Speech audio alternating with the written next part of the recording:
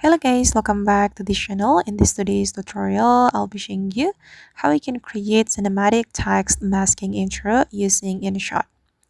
Okay, let's get into it guys. I have opened my InShot and first thing first, I'm going to create text video.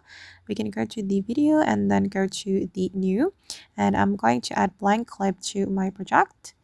Click on this check mark and I'm going to extend the duration. Just like this, you can adjust the duration according to your needs. And I'm going to add tags to my project. I'm just going to type in text video.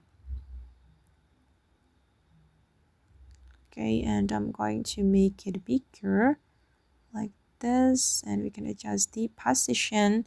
And I'm going to change the color to green. Okay, just select the green color.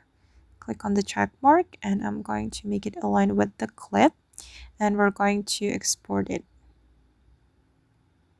Okay, now the text video is being exported and I'm going to create new project. I'm going to add video and I'm going to use video from the InShot material. I'm just going to choose, for example, this one. Okay, and I'm going to add the text video right here. We can go to the PIP and then import the text video. And click on this button to fit the screen, and we're going to remove the green screen. I'm going to go to the cutout and then select chroma and choose the green color. Okay, increase the strength.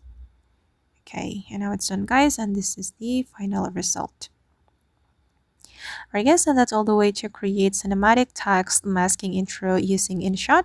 I hope this video will be useful for you. Thank you so much for watching and see you in the next video.